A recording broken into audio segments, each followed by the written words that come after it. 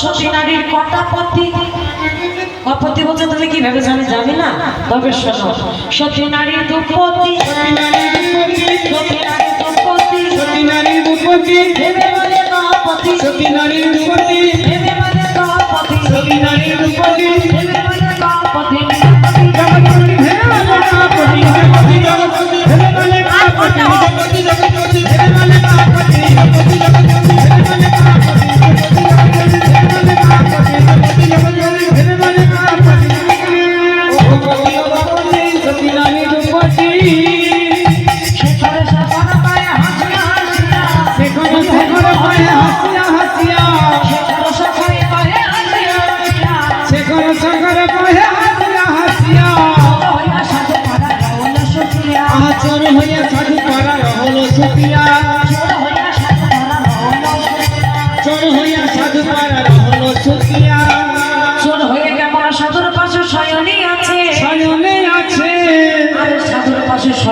দেখো যেন সাধু হয়ে গেছে সাধু হয়ে গেছে গোবিন্দ হলো জোড়া রাধারানী হলো সাধু সাধুর পাশে শয়ন করে যেন সাধু হয়ে গেছে আহা যখন ঘুম কিছুতেই ভাঙাতে পারছে না দুইজন ফুল এমন সময় সখীরা সবাই বলে এই তোদের দ্বারা হবে না তোরা সরে যা তোরা সুখ শাড়ি কেটে কেটে একমাত্র সুখ শাড়ি পারবে আজ রাধা গোবিন্দকে ঘুম থেকে তুলবে তাই এবার সুখ শাড়িকে ডাকা হলো সুখে সব চৌব শাড়ি দেখো দেখো আমাদের রাধা গোবিন্দ কেমন শয়ন যুগলে আছে কি করে এই শয়ন যুগলে ভালো করবো বুঝতে পারছি না আহা ওগো শাড়ি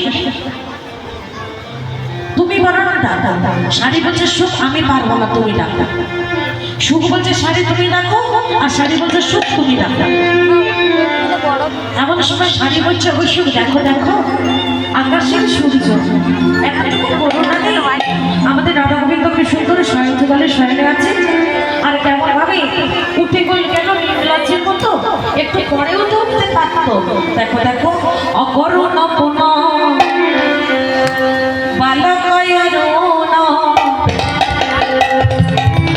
উদিত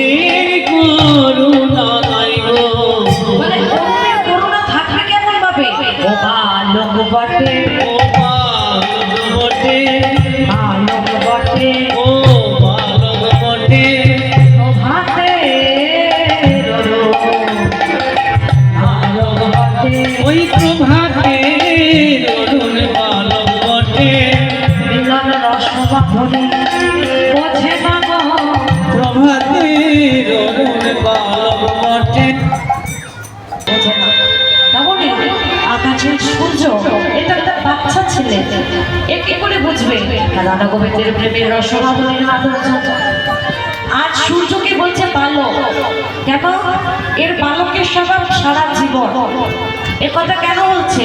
কারণ এই সূর্য পূর্ব জন্মে একটা ভুল কাজ করে ফেলেছিল। কি ভুল কাজ করেছিল? ত্রেতা যুগে রাম অবতারে রাম রাবণের যুদ্ধে যখন লক্ষ্মণ ঠাকুর অসুস্থ হয়ে গিয়েছিলেন, বৈদ্য ডাকা হয়েছিল।